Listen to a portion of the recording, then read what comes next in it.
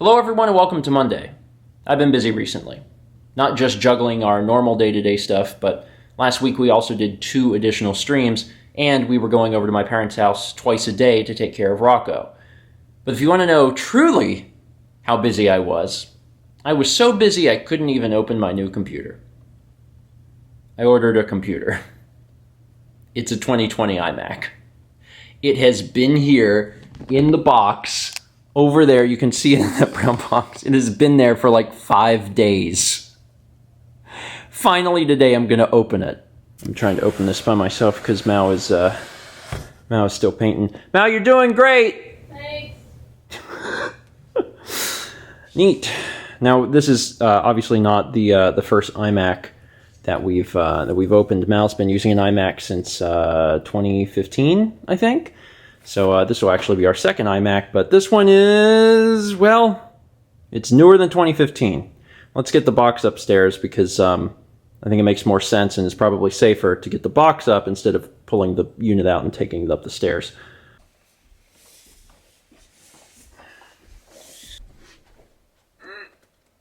Okay.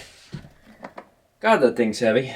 In typical fashion, there's just a little, like, pull string here at the top. So it doesn't take a whole lot of effort to get the box open. Right on top is, well, it's probably both the keyboard and the mouse. Again, I've been through all this before, 5 years ago. Yeah, it's the keyboard and the mouse. I'm going to tell you, the keyboard is the one thing that worries me. I've been using the Apple keyboard for years and years and years, but I have one that is wired, which they don't make anymore, with a numpad on the end. And this specific keyboard, I'm pretty sure I've had for over 10 years. I love it. But I use the numpad, and the fact that this doesn't have a numpad is concerning.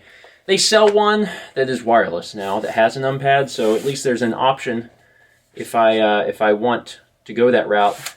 But also, this one, despite being over 10 years old, is still working fine. Some of you might be saying, man, it doesn't seem like you have a lot of room. Yeah, well, you're not wrong, and a lot of stuff is going to move, but, you know, it hasn't yet. Okay, I'm just going to kind of let this nicely drop to the ground. There you go. Good work, box. And this goes back up here. Oh, God. Cool. These slide out of the side, I think. Yeah. All right. There we go. It's got the plastic on. I have to take that off too. Little pro tip for anyone who gets, this or any iMac, really. All this stuff, we actually, we save it. Like, we save the original box. We save the shipping box. We save the screen cover. We did that for Mao's iMac, and it has made moving twice a lot easier. I highly, highly recommend it. It's definitely worth holding on to all this stuff. All right, cool. I think I did it. All right, so you probably have some questions. I've got some answers. So the first question, why'd you get a new computer? Don't you have a MacBook Pro? I do have a MacBook Pro. In fact, it's the computer I use every single day for every single thing. Not only the day-to-day Twitter, Facebook, YouTube, browsing, whatever, but also every single vlog is edited on this computer.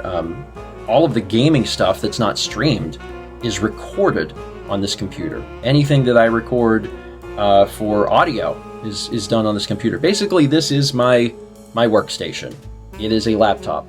And I got this almost 4 years ago, and it's been really great. But even though at the beginning I was really excited to have a laptop and the idea of, oh man, everything is on the laptop, so anytime I need to go somewhere, I can just unplug it, and everything's still on the laptop, and nothing changes between, you know, my home life and my travel life.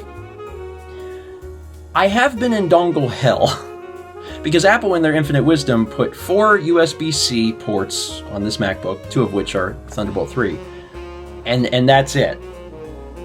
That's it. And unfortunately, none of my devices are USB-C, so There's converters and dongles and adapters in order to make everything work, and it's not particularly ideal.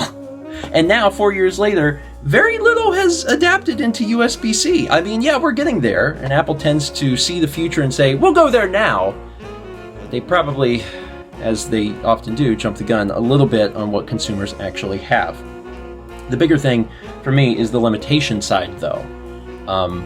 I had to edit some footage from Jeff's camera, his X-T3, back in April 2019, whenever we went to Japan for the second time. And it was a great trip. I loved shooting the trip. I loved editing the trip. But my computer did not want to play back Jeff's footage because the X-T3 shoots in H.265. And there's a special chip that is in Apple computers called the T2 chip that will help decode and encode H.265 video. It was introduced in 2017. So my 2016 MacBook does not have it. And it doesn't like that video at all. Now, I was still able to make those vlogs by transcoding all of that footage to ProRes. But that was an extra step, and it took a lot of extra storage to even do that in the first place, and it was not ideal. The problem is, I'm looking ahead to the future. I know that the vlog camera that I'm using right now will not be the last vlog camera, especially after this year, because there's been so many amazing cameras that come out.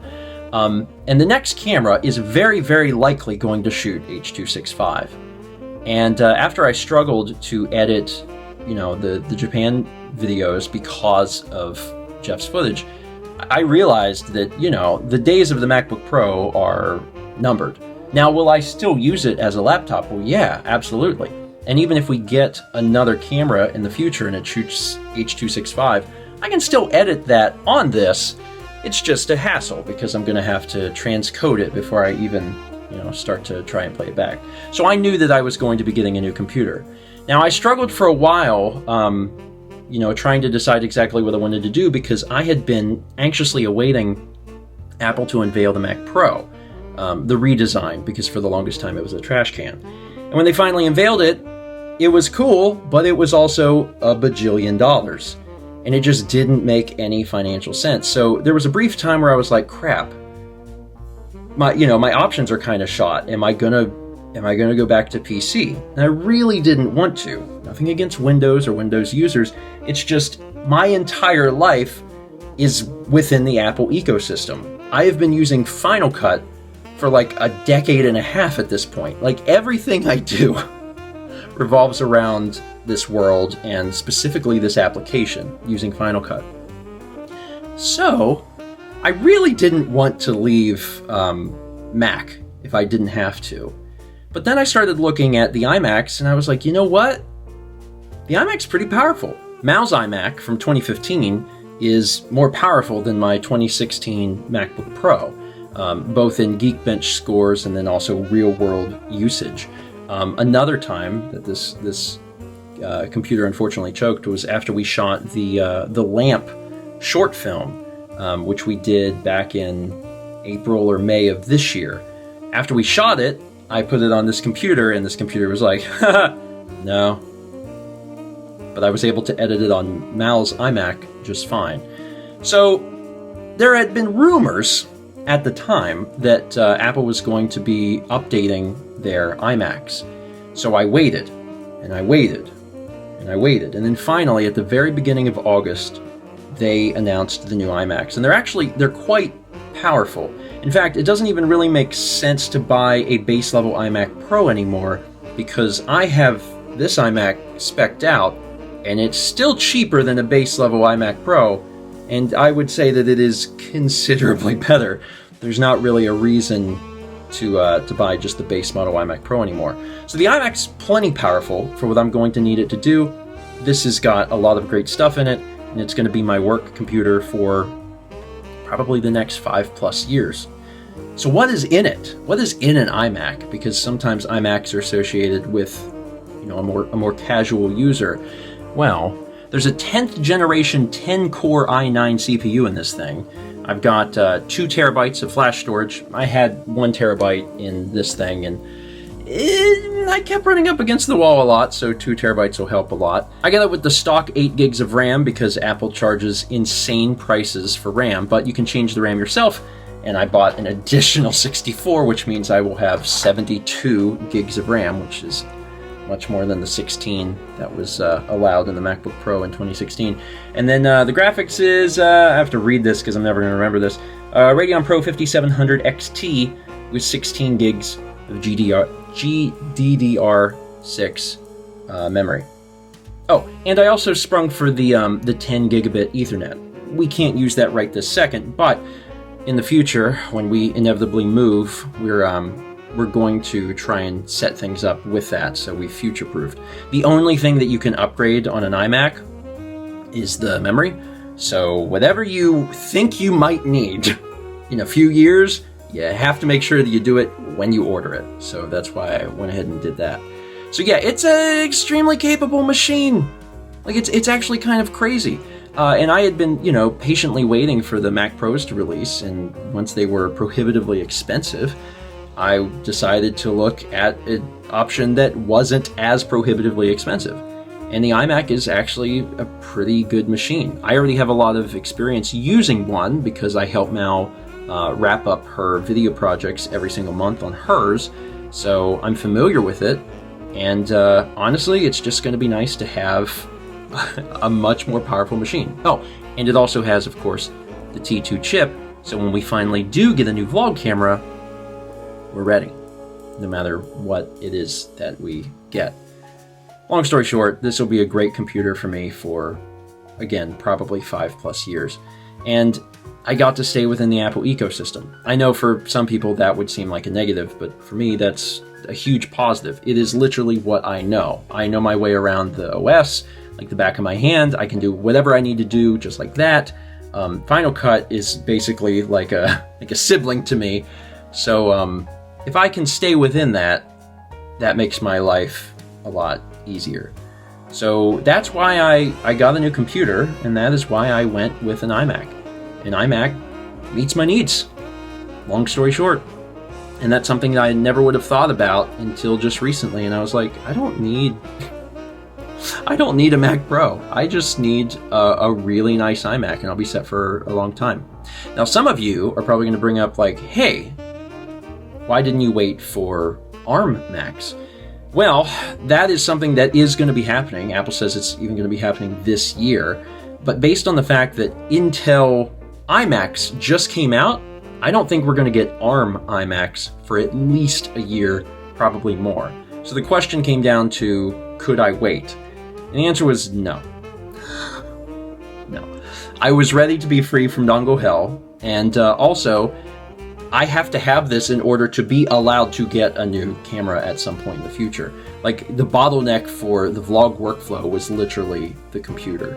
So I had to do the computer before the camera. Now the computer is done, and the camera can happen whenever the camera needs to happen. Yeah. So I'm excited about this. It's neat. It's obviously not going to sit there specifically on the desk. Everything's got to be rearranged, and it's going to be a bit of a mess. And there's other stuff coming too. I actually got a new monitor, one of the things I've wanted for a long time, especially in the last 2 years as I've gotten much more interested in cinematography and specifically color, is I wanted a color accurate monitor, and I ordered one. So things are going to be changing. This desk is going to look very, very different. The MacBook Pro is still going to be coming with us anytime we travel, although the idea of travel is really foreign in the year of 2020. But at some point in the future, when we travel again, we'll still be able to do the vlogs on here. It'll just be, if we have a new camera by then, it'll be a bit of a pain, but not impossible. Not impossible. Anyway, in the coming days, once I get things actually set up, I'll talk more about this. Like I said at the beginning of this vlog, I've been so busy. It's hurt my soul a little bit to have ordered this and have it sat in the dining room for 5 days. And I keep walking past it thinking, I want to turn you on. Don't take that out of context. But yeah, it's something I can finally do today, after I get the memory in. that is it for today. Thank you so much for watching. I'm looking forward to how this increases just general productivity, because it is a much, much faster computer. The leap that we made is big, like very, very big. Going from a quad core to a 10 core, going from 16 gigs of memory to 72 gigs of memory. Like, all of these things add up to be substantial. And I don't know how much video RAM is in this computer, but I think it's like 4. So we went from 4 to 16. Yeah, there's a lot of things. There's a lot of things. And I can continue to edit in Final Cut, which was one of the goals. Thank you so much for watching. And as always, let's meet back tomorrow, shall we? Well, it's functional. I mean, I only just turned it on, but it's functional so far. We'll see how this goes.